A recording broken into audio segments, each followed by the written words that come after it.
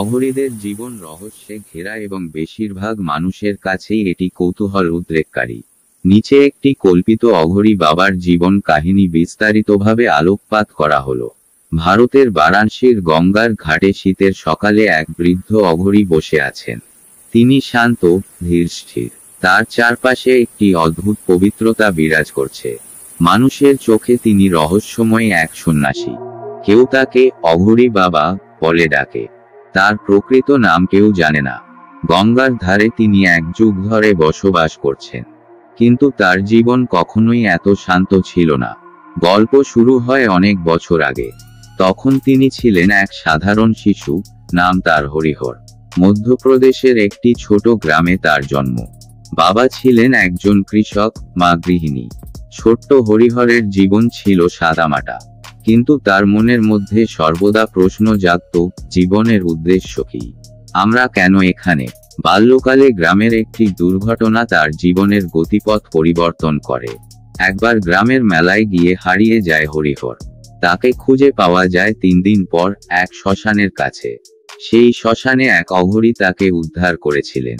এই অঘরী তার মধ্যে একটি বীজ বপন করেছিলেন, অজানার প্রতি আকর্ষণ।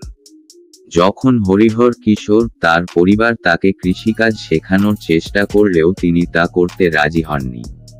বই পড়া, মন্দিরে যাওয়া আর আধ্যাত্মিক চিন্তাভাবনা তার জীবনের কেন্দ্রবিন্দু হয়ে উঠেছিল। একদিন এক সাধুর সঙ্গে তার আলাপ হয়, যিনি তাকে কাশীতে যাওয়ার পরামর্শ দেন। পরিবারের আপত্তি সত্ত্বেও তিনি রাতের অন্ধকারে বাড়ি ছেড়ে পালিয়ে যান। তার লক্ষ্য ছিল বারাণসী, যা তার কাছে মুক্তি ও জ্ঞানের কেন্দ্র হিসেবে মনে হয়েছিল। বারাণসীতে পৌঁছে তিনি নানা ধরনের সাধু সন্ন্যাসীর সঙ্গে পরিচিত হন। কিন্তু একদিন তার দেখা হয় এক অঘরী গুরু, মহেশ্বরানন্দের সঙ্গে। গুরুর কথাগুলো ছিল গভীর এবং আবেগপূর্ণ। গুরু বলেছিলেন, জীবন মানেই মুক্তি, কিন্তু মুক্তি পেতে হলে তোমাকে সব ভয় ত্যাগ করতে হবে। শ্মশান আমাদের চূড়ান্ত সত্য দেখায়। আমরা এখানে আসি একা এবং এখান থেকে যাই একা। হরিহর গুরু মহেশ্বরানন্দের শিষ্যত্ব গ্রহণ করেন। তার নতুন নাম দেওয়া হয় অঘরানন্দ। গুরুর সঙ্গে থেকে তিনি অঘর তত্ত্ব, মন্ত্র এবং আচার অনুষ্ঠান শেখেন। অঘরীরা সাধারণত সমাজের নিয়ম কানুন অমান্য করে। তারা শ্মশানে থাকে, মৃতদেহের পাশে ধ্যান করে এবং প্রকৃতির সঙ্গে একাত্ম হয়। অঘরানন্দ প্রথম দিকে এই জীবনযাপন অভ্যস্ত হতে পারেননি, কিন্তু গুরুর কঠোর প্রশিক্ষণে তিনি তার ভয় কাটিয়ে ওঠেন। একবার একটি ভয়ঙ্কর অভিজ্ঞতার মধ্যে পড়েন অঘরানন্দ। গভীর রাতে শ্মশানে ধ্যান করার সময় তিনি একটি মৃতদেহের উপর শুয়ে ধ্যান করতে শুরু করেন। হঠাৎ মনে হয় মৃতদেহটি জীবিত হয়ে উঠেছে। প্রথমে ভয় পেলেও পরে বুঝতে পারেন এটি তার নিজের মনগড়া কল্পনা।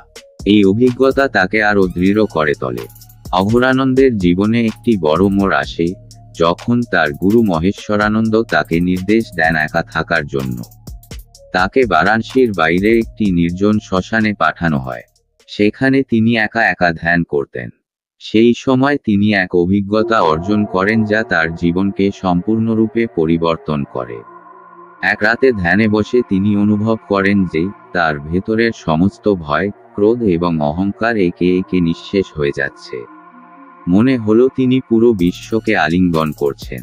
এই অভিজ্ঞতা তাকে প্রকৃত অঘরী করে তোলে। অঘরানন্দ ধীরে ধীরে সাধারণ মানুষের কাছে পরিচিত হয়ে ওঠেন। তার নাম ছড়িয়ে পড়ে বারাণসীর ঘাটে।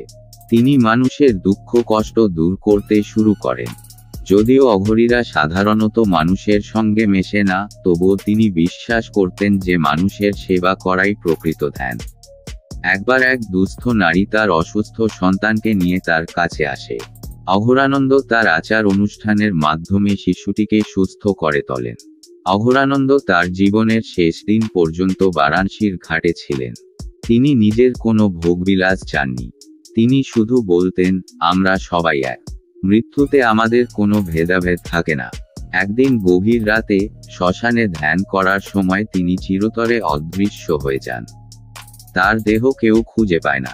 এই গল্পটি অঘরীদের জীবন ও দর্শনের একটি প্রতিফলন। এটি এক ধরনের আধ্যাত্মিক যাত্রা, যা মানুষের অন্তর্দৃষ্টিকে প্রসারিত করে।